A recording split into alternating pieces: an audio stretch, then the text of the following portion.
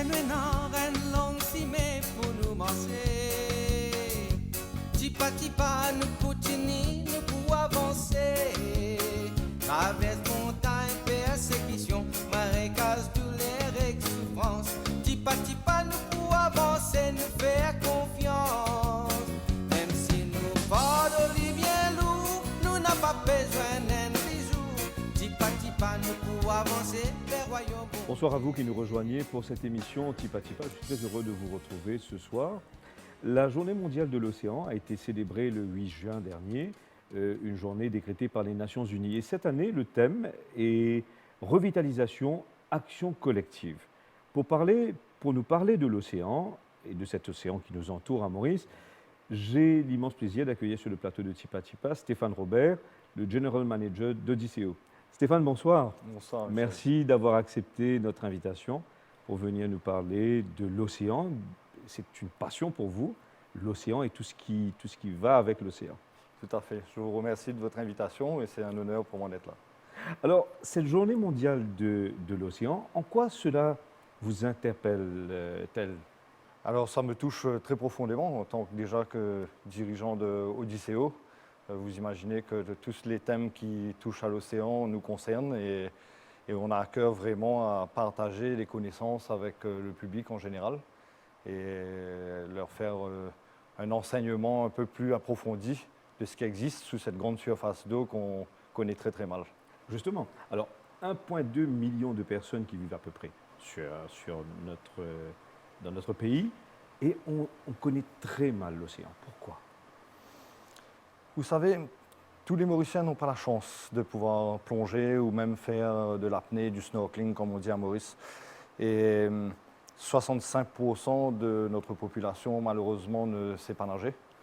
Donc, nous pensons que déjà une grande proportion de la population mauricienne ne sait pas ce qu'il y a sous la surface des eaux, mis à part ce qu'ils voient peut-être à la télé et sur les réseaux sociaux. Donc, Odysseo, c'est un peu emmener la mer à ceux qui n'y vont pas. Donc, pour leur enseigner toute la biodiversité, la richesse qu'on a dans nos écosystèmes. Alors, dès qu'on entre dans Odysseo, c'est impressionnant de voir ce grand aquarium. Alors ça, c'est gentil, mais il est vraiment là pour faire une prise de conscience, en fait, par la population, de la beauté, à quoi ça peut ressembler. Et donc, vous savez, on ne peut pas protéger ce qu'on ne connaît pas. Donc, on essaye, nous, d'enseigner aux gens des choses pour qu'ils aient à cœur à les aimer et à mieux les protéger. Nous avons d'ailleurs notre motto qui est « Connaître, aimer, protéger », qui nous permet justement de montrer aux gens qu'il y a beaucoup de choses qu'il faut respecter et qui sont très mal connues aujourd'hui. Alors, revitalisation, une action collective. Qu'est-ce que, dans le concret, qu'est-ce que cela représente? On ne pourra rien faire tout seul, ça c'est clair. Donc aujourd'hui, on aimerait que toutes les parties prenantes qui interviennent dans l'environnement marin en général s'unissent pour justement une action collective qui nous permettrait d'aller beaucoup plus loin. Il y a énormément d'ONG, l'État, des individus qui travaillent pour le bien-être de nos océans aujourd'hui, mais malheureusement on constate qu'ils sont assez isolés. Et on aimerait justement que Odysseo soit une plateforme fédératrice pour que toutes ces personnes puissent venir et partager leurs connaissances avec les autres, d'où la salle de conférence que nous avons, où on peut organiser des débats, des séminaires, des conférences, apprendre des autres, enseigner aux autres et surtout aller plus loin. Et ce qui nous inquiète le plus, c'est la dégradation des fonds marins et comment est-ce qu'on doit faire tous ensemble pour préserver tout cela, éventuellement même corriger les erreurs. Alors vous qui êtes passionné de plongée, racontez-nous qu'est-ce qu'on peut voir sous les eaux. Malheureusement, plus grand-chose aujourd'hui à Maurice. Malheureusement. 70% de nos récifs coralliens sont morts. Et donc, il nous reste très peu à protéger. Il nous faudra réhabiliter beaucoup. Donc, encore une fois, c'est une urgence. Il y a 25 ans de ça, on voyait des requins assez souvent. Aujourd'hui, il faut aller sur des sites extrêmement précis pour les voir. Et C'est une mauvaise nouvelle, puisque le requin est un indicateur de la bonne santé des océans. Donc aujourd'hui, les coraux sont complètement dégradés, donc beaucoup d'espèces de poissons ne sont plus là. Toute la chaîne alimentaire a été affectée, donc le requin étant quand même un super prédateur, s'il n'est plus là, c'est que probablement il n'y a plus de proie à manger. Alors, vous parlez de prédateurs. Est-ce que vous ne croyez pas que le requin est un facteur, est un élément qui empêche les personnes de rentrer dans l'océan et de connaître l'océan? Certainement, certainement. Le fameux film des années 80, je crois, Les Dents de la Mer. a traumatisé plusieurs générations, malheureusement. Et vous savez, les requins sont très mal connus. Ils ont une mauvaise réputation, mangeurs d'hommes, attaques de requins. Il faut comprendre quand même que c'est nous qui allons sur son territoire. Et les attaques de requins ne sont qu'en majorité soit un accident, soit une défense. Donc si on va déranger l'animal dans son milieu naturel, il est tout à fait normal qu'il se défende. Mais la quasi-totalité des accidents qui existent sont notamment avec des surfeurs qui représentent une silhouette avec 4 membres qui flottent à la surface. Le requin est de dessous. Il le perçoit soit comme une otarie, un phoque ou une tortue marine qui est à son menu. Donc d'où le fait qu'il attaque les surfeurs en surface. Mais l'homme, à proprement parler, n'est pas sur le menu du requin. On a plus de 500 espèces de requins sur la planète et il n'y en a que quelques-uns, tout peu, qui sont potentiellement dangereux pour l'homme. Et qu'on ne trouve pas autour de nous. On en a à l'île Maurice, on a le requin bulldog, on a le requin tigre qui peuvent être dangereux. Mais encore une fois, on en voit très très rarement aujourd'hui. Et quand on en voit, ils ont plus peur que nous finalement. Et je pense qu'ils devraient. Je vous pose une petite devinette rapide. Est-ce que vous savez combien d'attaques mortelles de requins il y a par an dans le monde? Je saurais vous dire. 10. Ah oui. Et combien de requins l'homme tue chaque année de façon directe? Je n'oserais pas dire le chiffre. 100 millions. Donc je pense que le prédateur, c'est plus l'homme que le requin. Alors Stéphane, cette dégradation de l'écosystème marin est due à quoi? Parce que c'est une dégradation non seulement dans l'océan autour de nous, mais aussi dans tous les océans du monde. Oui, alors il n'y a pas une mer qui n'est pas polluée aujourd'hui. C'est un phénomène global, définitivement. Et le réchauffement climatique en est pour une grande part. Donc les changements climatiques aujourd'hui sont très responsables de la dégradation des océans. On a cette accumulation donc, de dioxyde de carbone dans l'atmosphère qui est absorbée donc, par les végétaux et par les océans et qui provoque aujourd'hui avec ce surplus de dioxyde de carbone une acidification des océans. Donc en changeant les paramètres physico-chimiques, on va complètement déséquilibrer les écosystèmes, notamment sur les coraux, qui sont la base même de la vie dans l'océan. On a des dégradations aussi de certains habitats par l'homme, notamment les mangroves. Il faut savoir qu'une mangrove absorbe 10 fois plus de CO2 qu'un arbre terrestre. Donc pour 1 mètre carré de mangrove, il faudrait planter 10 mètres carrés de forêt. Aujourd'hui, les mangroves sont arrachées pour les constructions, donc elles ont un rôle très important. Prévention de l'érosion notamment, l'absorption de dioxyde de carbone. C'est une véritable nurserie qui permet aussi à beaucoup d'espèces de vertébrés, mais aussi d'invertébrés, de se reproduire. Ils sont en sécurité. On rencontre même des bébés requins dans les mangroves, puisqu'ils ont aussi leurs prédateurs qui sont les plus gros requins. Donc en arrachant tout cet écosystème, on est en train de déséquilibrer complètement la planète. La dégradation des coraux provient du réchauffement climatique, mais aussi des problèmes de salinité. Aujourd'hui, avec les aménagements que l'on fait à terre, on a moins de surface pour absorber les eaux de pluie. Donc on a des fleuves qui sont de plus en plus grands, avec des débits de plus en plus forts. Et en arrivant dans les lagons, ils entraînent avec eux beaucoup plus d'alluvions. Et ça se dépose donc, notamment sur les coraux et ça les tue. Donc on a beaucoup de facteurs comme ça.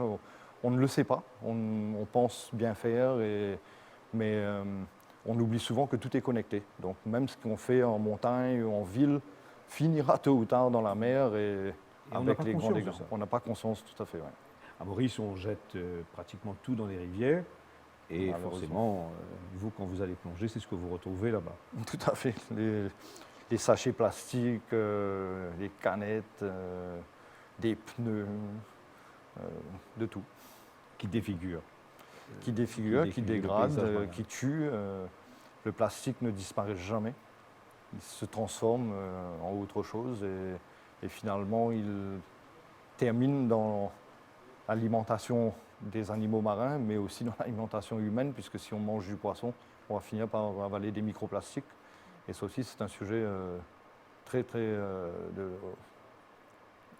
beaucoup de concern. Quoi. Et parlons-en justement de ce plastique qui est justement un élément important dans la dégradation de l'océan. Il y a même un continent additionnel fait de plastique. Tout à fait. C'est mondial et le plastique a été créé à juste titre pour la conservation des aliments et tout, était quelque chose de très innovateur et révolutionnaire. Mais malheureusement, aujourd'hui, on en abuse et ce qui nous concerne le plus, c'est le plastique à usage unique. Donc d'avoir des boîtes en plastique pour conserver ses aliments dans son frigidaire ou quoi, c'est pas forcément un problème. Le problème, c'est quand il se retrouve dans l'environnement. Donc il y a certains plastiques qu'on ne peut pas recycler. D'autres, bien sûr, qu'on peut, ça coûte cher. Mais les plastiques à usage unique, pour moi, devraient être bannis, complètement bannis, puisque justement, ils vont être, s'ils ne sont pas recyclés, ils vont être jetés dans l'environnement ou enfouis et vont se dégrader en autre chose qui est tout aussi polluant. Alors les autorités de notre pays ont à cœur justement ce problème du plastique à usage unique et des mesures sont en train d'être prises et il y a toute une éducation, toute une pédagogie à mettre en place pour éduquer, pour enseigner les générations à venir et aussi ceux qui sont nos aînés également. Oui, tout à fait. Il y a un vrai problème de comportement à résoudre, puisque tout le monde sait que le plastique est quelque chose de nocif pour l'environnement. Pour autant, on continue à le jeter n'importe où dans les forêts. Si vous faites du trekking et tout, vous verrez que c'est quand même assez sale. On voit nos plages les lendemains de fête et les lundis matins à quoi ça ressemble. Et on est obligé de faire des beach cleaning et tout. Et ça serait encore mieux si on ne polluait pas, on n'aurait pas besoin d'aller nettoyer. Et ramener ses déchets à la maison, utiliser des poubelles de tri, on en a quand même un peu partout maintenant sur l'île, comme vous dites. Il y a une volonté de résoudre le problème. La Commission de l'océan Indien a lancé aussi un projet qui s'appelle Exploit, donc Exploration plastique océan Indien. Avec Odysseo, nous avons signé un MOU avec la COI dans ce sens pour que les scientifiques puissent venir faire une analyse des différents plastiques qui se retrouvent dans nos océans. Donc il y a un bateau qui sera affrété, qui aura pour port d'attache Odysseo, qui va venir pendant plusieurs mois faire un recensement des plastiques dans l'océan Indien et ensuite une analyse de leur provenance. Alors le deuxième volet du projet sera aussi un projet participatif avec les communautés locales maritimes pour aller faire de la collecte de plastique sur les plages, dans toutes les côtes de Maurice. Alors, ce n'est pas du beach cleaning, c'est plutôt pour recenser quel genre de plastique nous avons et ensuite pouvoir approfondir leur provenance et essayer de gérer le problème. Donc c'est un projet qui va durer à peu près 5 ans, je pense, et qui nous touche beaucoup puisqu'on aura enfin des données scientifiques pour savoir d'où ça vient. Alors Odysseo va bientôt fêter ses 1 an au mois de septembre. Quel regard jetez-vous sur cette première année ? Alors, on n'a pas beaucoup de recul encore, mais je dois avouer que nous sommes plutôt satisfaits. Et nous avions bien entendu fait des estimations du nombre de visiteurs auxquels il faudrait s'attendre sur une première année. La pandémie de Covid ne nous a pas beaucoup aidés. Il nous a manqué beaucoup de touristes. mais la population locale a répondu présente, et beaucoup plus que nos attentes. Donc ça, on est très satisfait de voir qu'on a pu justement toucher plus de gens que prévu. Et on espère qu'après leur passage chez nous, ils ont appris des choses et que justement leur comportement va être un peu plus responsable vis-à-vis de l'environnement. Alors, vous nous parliez justement de comportement. Alors, vous avez aussi des documentaires, adressés, des courts documentaires réalisés par René Eusier, dont nous allons parler de lui dans quelques instants. René, à qui nous avons lancé une invitation et qu'on espère qu'il sera sur le plateau de Tipa Tipa bientôt, vous venez nous parler de sa passion et de son amour pour l'océan, et en particulier pour l'océan qui est autour de nous ici à Maurice. Alors oui, René est un passionné de l'océan, est un passionné de l'île Maurice aussi. Ça fait quand même, je crois, plus de 25 ans, il me corrigera peut-être, qu'il vient à Maurice et qu'il fait des tournages. Nous avons une collaboration étroite avec lui puisqu'il nous a fourni 104 documentaires sur l'environnement marin tournés à l'île Maurice et qui nous permettent justement d'avoir un outil additionnel pour l'enseignement, notamment pour les plus jeunes, puisque ce sont des reportages avec des vraies images, mais les poissons parlent, donc ça touche beaucoup les plus petits et c'est très ludique et très, très éducatif. Et les documentaires seront traduits également en créole. Tout à fait. Tout à fait. C'est en cours de traduction, si je ne m'abuse. D'accord. Et donc, quels sont vos projets pour le futur à Odysseo? Comment vous voyez les choses? Alors, continuer à établir des collaborations avec d'autres parties. On a déjà plusieurs MOU que nous avons signés avec différents groupes hôteliers, différentes ONG pour participer à des programmes de conservation.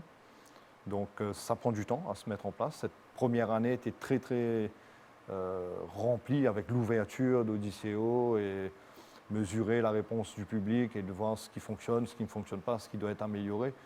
Je pense qu'on sera en permanence en train d'améliorer le produit et de le faire évoluer, de le rendre peut-être plus interactif aussi avec le public. Donc prochainement, nous allons participer à un plan de régénération de coraux dans le lagon de Belle-Ombre.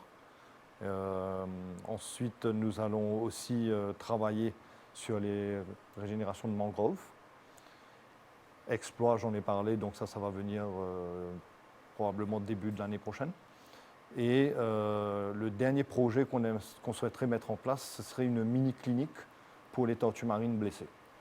Donc, Odysseo, nous n'aurons pas de tortues marines, puisque nous n'aurons aucune espèce migratrice. En plus, les tortues marines sont très réglementées à l'île Maurice, heureusement. Mais quand même, il y a un besoin aussi de les soigner quand elles sont blessées, soit par des attaques de prédateurs, soit des accidents avec des bateaux, des choses comme ça. Nous avons des bassins de quarantaine à Odysseo qui maintenant sont vides, puisque les poissons sont déjà transférés dans les exhibit tanks. Donc nous pourrions utiliser ces bassins pour recevoir des animaux blessés, les soigner et ensuite les réintroduire dans le milieu naturel. Alors on ne pourra pas tout prendre, mais les tortues marines, c'est quelque chose qu'on peut faire. Alors, il y a eu la projection d'un film de René Eusier autour des cachalots, ici à Maurice, mais vraiment la famille des cachalots. Le cachalot, une histoire de famille, où la matriarche est Irène Gueule Tordue. Oui, je crois qu'il a mis près de 10 ans pour réaliser ce film. C'est un grand chef-d'œuvre. Et effectivement, il nous enseigne aujourd'hui comment ça se passe dans la hiérarchie des mammifères marins, notamment de ces cachalots. Ce sont des animaux sédentaires à Maurice, contrairement aux autres baleines qui peuvent être migratrices et qu'on ne verra que certains moments de l'année. Donc ça lui a permis, lui, de faire des tournages sur de longs mois. Et il nous est revenu avec des images fantastiques que vous avez pu observer vous-même. Et nous sensibiliser à, encore une fois, tous les dangers qu'il y a dans l'océan et qui sont responsables de la disparition de certaines espèces ou même de certains écosystèmes. Le revers de la médaille, on le voit un petit peu aujourd'hui, et j'en parlais d'ailleurs avec René, c'est qu'en montrant au public ces merveilles, on pousse aussi les gens à aller les voir. Par curiosité. Voilà. Alors malheureusement, aujourd'hui, on voit un nombre grandissant de bateaux qui viennent déranger ces cachalots en mer. et les comportements des cachalots commencent à changer. Et ça, ce n'est pas une bonne chose. Donc, il faudrait que le public soit bien averti, qu'on ne fasse pas la même chose qu'on fait, que ce soit avec les dauphins, les tortues. Récemment, on a vu que l'État a réglementé l'approche des tortues à juste titre. Donc, il faudrait qu'on puisse continuer à respecter les animaux dans leur milieu naturel et les laisser se comporter comme ils le devraient, et non pas être en interaction permanente avec l'humain. Alors, si j'ai bien compris, quand les dauphins viennent dans les lagons, ils viennent pour se reposer. Et nous, ce qu'on fait, c'est on va les exciter, on va les inciter à faire des culbutes, des sauts, etc. Et ça, c'est mauvais, si j'ai bien compris. Alors, je ne suis absolument pas contre le whale watching ou le dolphin watching, si c'est fait de façon responsable. Alors, il existe déjà des lois. Il faudrait que les gens connaissent déjà cette législation avant d'aller faire des excursions avec les dauphins ou autres mammifères marins. Donc, il y a des distances de sécurité à respecter. Si le dauphin vient à vous, ça va. Si on le sollicite en permanence, et qu'on est 30, 40 bateaux à essayer de les approcher, là, ça ne va pas. Donc, il y a une approche à respecter et une distance à respecter avec les animaux. Stéphane, en tant qu'amoureux de la nature, que défenseur de la nature et de l'environnement marin, quels conseils vous nous donneriez pour justement avoir une action collective pour la protection de cet environnement marin? Chaque action compte. Quelle que soit son ampleur, je pense que toutes les actions ont leur importance, et aussi indépendamment du lieu où on se trouve. Comme on disait tout à l'heure, là, tout est interconnecté. Ce qui se passe à terre finit souvent dans les lagons. Les gens ne réalisent pas que peut-être avoir jeté un sac plastique dans une rivière, ça tuera une tortue marine un jour parce qu'elle la confondra avec une méduse et elle la mangera, ou ça étouffera un corail et donc ça tuera le corail. Je pense que les gens doivent être conscients de chaque action qu'ils entreprennent, et notamment vis-à-vis de l'environnement. On est suffisamment équipé à l'île Maurice aujourd'hui avec des poubelles, avec des services de ramassage de poubelles pour arrêter le dumping sauvage et prendre conscience que c'est cette mer nourricière qui nous aide à vivre aujourd'hui. On est en train de la dégrader de façon exponentielle. Il faut quand même savoir que si les océans meurent, la planète mourra. Je suis presque persuadé qu'elle nous éjectera avant de mourir. Covid peut-être est un petit signal d'alarme qu'elle nous a lancé, mais l'humain a la mémoire bien courte et malheureusement les mauvaises habitudes, on les voit encore aujourd'hui. Alors si vous voulez, à Odysseo, on y a pensé effectivement de comment impacter sur le comportement des gens. Et nous avons ce qu'on appelle le Wheel of Action. On demande aux gens de tourner une roue et il y a donc des camemberts avec des actions, des challenges qui sont inscrits sur la roue. Et donc, comme des engagements? Des engagements avec eux-mêmes. L'homme n'aime pas le changement. Mais vis-à-vis de lui-même, il doit pouvoir se regarder dans le miroir tous les matins. Donc on demande aux gens de prendre des engagements extrêmement simples.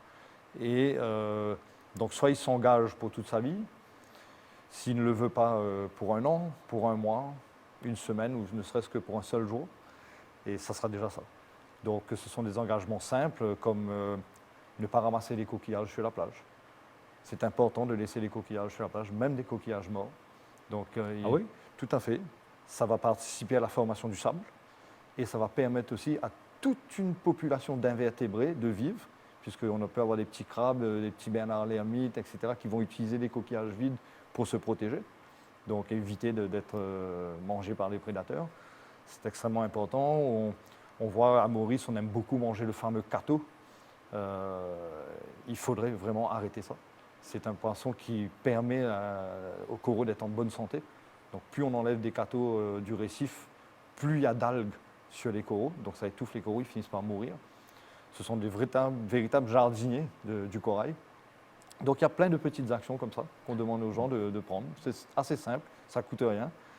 et ça permet à l'environnement de Donc, se moi, je sentir m'engage à ne plus ramasser des coquillages bien. Très bien, à partir d'aujourd'hui. super. En tout cas, Stéphane, merci beaucoup d'avoir accepté notre invitation et d'être venu nous parler de cet océan tellement inconnu pour nous, alors que nous sommes entourés d'eau. Merci pour ce que vous Merci faites à à vous. Odysséo. Merci pour cette pédagogie, ce partage avec les Mauriciens et aussi avec les étrangers pour mieux protéger notre environnement marin. Je vous Merci. remercie. À très bientôt. À très bientôt. Bonne fin de soirée.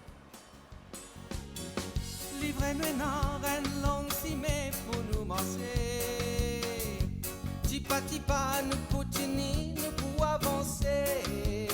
Traverse montagne, persécution, marécage, douleur et souffrance. Tipa tipa nous pour avancer, nous faire confiance.